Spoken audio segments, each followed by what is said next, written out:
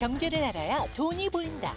돈이 되는 금주의 가장 핫한 경제 뉴스만 쏙쏙 뽑아서 알려드립니다. 금주의 경제 핫 뉴스. 한미관세 협상 종료 시한이 열흘 앞으로 다가온 가운데 대미 상호관세 협상 카드로 농축산물 시장 추가 개방이 논의되고 있는데요. 농업계 반발이 예상됩니다. 자사주 취득 후 의무 소각을 골자로 한 상법 개정 논의가 본격화되고 있습니다. 더 강한 상법 개정안의 소액주주 보호와 함께 경영권 위협에 대한 우려의 목소리도 나오고 있습니다. 어제 21일부터 민생회복 소비 쿠폰 신청이 시작됐습니다. 민생회복 소비 쿠폰을 유용하게 사용할 수 있는 숨은 꿀팁에 관심이 모아지고 있습니다. 주요 손해보험사들이 하반기 보험료 인상을 검토하고 있다는 소식입니다. 빠르면 8월부터 적용될 예정인데 가계지출 부담이 늘어날 것으로 예상됩니다. 네, 경제 한 뉴스 첫 번째로는요. 트럼프 관세 협상 카드가 된 농축산물 소식입니다. 맞습니다. 한미 관세 협상 종료 시한이 8월 1일 이제 열흘 앞으로 다가왔는데요. 정부는 지금 총력을 다하고 있습니다. 자, 먼저 새로운 무역 협상을 맺은 국가들이 있죠. 네, 그렇습니다. 미국과 이제 상호 관세율을 책정했던 협정을 했던 나라가 이제 세 군데가 있습니다. 먼저 했던 나라가 영국과 베트남과 인도네시아인데요. 먼저 베트남 같은 경우에는요, 46%의 상호 관세율이 책정이 돼 있었다가 협정을 하면서 이게 20%로 이제 낮아졌고요. 인도네시아 같은 경우도 마찬가지입니다. 처음에 이제는 미국이 인도네시아 쪽으로 상호 관세율 32% 책정했는데 이게 이제 협박을 통해서 19%로 이제 낮아졌죠. 그래서 여기서 이제는 좀 공통점이 있어요. 영국과 베트남, 인도네시아, 미국과 협정을 맺었던 나라. 공통점이 뭐냐? 자국의 농산물 시장을 개방했다라는 겁니다. 한마디로 트럼프 대통령이 좋아, 그럼 너희 나라의 관세율 낮춰줄게. 대신에 자국의 이 농산물 시장을 확대 개방해. 미국산 농산물 자유롭게 수출할 수 있도록 허용해라고 이제는 약정을 한 거죠. 네, 우리가 이제 미국 측에 제시할 추가 협상 카드로 농축산물 시장 추가 개방에 대한 이야기가 또 나오고 있네요. 네, 맞습니다. 앞서서 말씀 주셨는데요. 미국과 무역 합의 도달한 국가를 봤더니 농산물 시장 개방하고 미국산 농산물 수입 확대를 약속했습니다. 그만큼 우리 농산물 시장에 대한 개방 압력도 커진 상태인데요. 국내 농축산물 수입 규정을 보자면요. 소고기의 경우에는 30개월령 이상은 수입이 금지돼 있습니다. 쌀은 연간 할당량 초과분에 513% 관세가 적용되고 있고요. 과일의 경우에는 8단계 수입 유예성 분석 절차를 거쳐야 됩니다. 그리고 LMO 농산물이죠. 유전적으로 변형된 농산물의 경우에는 수입, 유통, 사용, 승인 절차가 필요합니다. 미국산 농식품 수입 현황을 살펴보자면요. 농임산물은 약 20%, 쌀은 32%, 그리고 소고기는 무려 48%에 달합니다. 일단 소고기 대신에 쌀 추가 개방 얘기가 나오고 있는 것 같습니다. 협상 우선순위로는 사과를 포함한 과일류가 유력하게 거론되고 있다라고 합니다.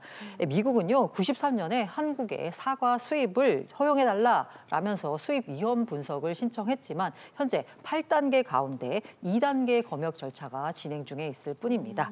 한국농수산식품유통공사에 따르면요, 미국 사과의 평균 판매 가격이 국내 가격보다 18% 정도 싸다라고 합니다. 사과 같은 경우에는 국내 과일 생산량 1위 품목입니다. 가격이 저렴하기 때문에요. 만약에 미국산 사과가 들어오면 국내 농가 타격이 불가피하고요. 이에 따른 반발 역시 있을 것으로 보입니다. 그러네요. 아니 근데 이제 다들 기억하시겠지만 우리나라 그 광우병 파동으로 좀 시끌시끌했었잖아요. 그렇기 때문에 소고기 시장 개방은 조금 더 이렇게 민감한 문제가 될 것 같거든요. 어떻게 맞습니다. 보세요? 네, 맞습니다. 이 광우병 같은 경우에 30개월령 이상 소고기 수입이 현재 금지돼 있습니다. 만약에 수입이 허용된다라고 하면 이 광우병 사태 악몽이 떠오르는 거 이거 너무나 당연하겠죠. 이 소비 위축은 물론이고요. 미국산 소고기 자체에 대한 거부감 때문에 시장에서 외면받을 수 있다라는 관측마저 나오고 있습니다. 하지만 시간이 지나면요. 사실 이게 어떻게 상황이 변할지 모르기 때문에요. 지켜봐야 될 것 같고요. 개인적으로는 나는 아무리 미국산 소고기를 안 먹겠어. 들어온다라고 해도요. 가공식품에 다짐육으로 들어오잖아요. 이러면 사실 막을 방법이 없습니다. 일각에서는요. 소고기 시장 확대 같은 경우에는 민감한 문제이면서 실익이 낮은 품목이기 때문에 아무래도 좀 우선순위에서 뒤로 밀리지 않겠느냐라는 얘기도 나오고 있습니다. 그렇군요. 정말 이게 쉽지 않은 문제잖아요. 맞아요. 근데 이제 농업이 우리의 또 근간이기도 한데 주말에 이제 뉴스 보면서 농민들 막 올라오고 그런 거 보면서 마음이 안타까웠어요. 네. 어떻게 되었나요? 사실 관세 협상 테이블에 농산물 시장 추가 개방, 소고기 시장 확대 등 나오니까 농업단체들이요 대통령실 앞에서 반대 목소리를 높이기도 했습니다. 개인적으로는요, 제가 강원도 시골에서 자란 농부의 딸입니다. 그간 국가 경제 전반 차원에서요, 사실 농업을 희생하면서 우리의 제조업 경쟁력을 키워온 측면이 굉장히 많습니다. 이번에도 관세율을 낮추기 위해서요, 농산물 시장 개방을 카드로 활용하는 것에 대해서 그 필요성에 대해서는 충분히 공감을 합니다. 만약에 쌀 수입량 증가로 시장이 불안정해질 경우에는 정부가 매입을 통해서 가격을 안정화하고요. 나아가서는 농가 소득 보전을 위한 지원 대책까지 동시에 마련돼야겠습니다. 네. 자, 다음 달에 관세 발효가 되면은 아무래도 국내 증시에 좀 영향을 미치겠죠? 네, 아무래도 이제 증시에는 좀 부담이 될 수밖에 없습니다. 지금 이제 전 세계 각국에 10%의 보편 관세가 좀 부과돼 있는데 이제 8월 1일부터는 상호 관세가 이제 부과가 된다라고 보시면 되겠고, 특히 이제 우리나라 같은 경우 25%가 좀 책정이 돼 있는데, 다만 이제 뭐 중국이 50%, 유럽이 한 30%, 또 일본이 25%이기 때문에 경쟁국에 비해서는 우리가 이렇게 높은 수준은 아니고, 또 이게 협상에 따라서는 언제든지 관세율이 또 인하될 가능성은 있기 때문에 주식시장에 뭐 큰 충격, 지난 4월처럼 큰 충격을 줄 거라는 뭐 그런 우려는 좀 크진 않은 상황이다, 이렇게 좀 보고 있고, 다만 이제 각 업종별로 좀 다를 수밖에 없는 게 가장 힘든 분야는 일단 좀 자동차입니다. 자동차는 이 상호 관세랑 아무 상관없이 품목 관세가 이미 부과돼 가지고요. 지금 25%가 그대로 지금 미국 수출할 때 관세가 부과된 그런 좀 상태고요. 이것 때문에 현대차가 연간 영업이익이 3.4조 원, 기아가 한 2.3조 원 정도 감소할 걸로 좀 전망하고 있고, 또 힘든 분야가 이제 가전이나 스마트폰 같은 이제 IT 제품인데, 이들도 지금 이제 수출할 때 아무래도 이제 관세가 향후에 좀 부과될 가능성이 높고, 여기에 또 지금 미국이 경기 둔화 우려가 좀 커지고 있죠. 미국의 소비가 좀 줄지 않을까, 이런 부분 때문에 좀 부담이 좀 이중으로 좀 작용하는 모습이고요. 그렇지만 또 반대급부로 약간 호조를 보일 법한 이제 업종이 하나 있는 게 바로 조선산업입니다. 왜냐하면 지금 뭐 아까도 말씀해 주셨지만 이제 뭐 베트남이라든가 뭐 이런 이제 영국, 인도네시아 이 협상에 성공한 국가들의 공통점이 하나 있어요.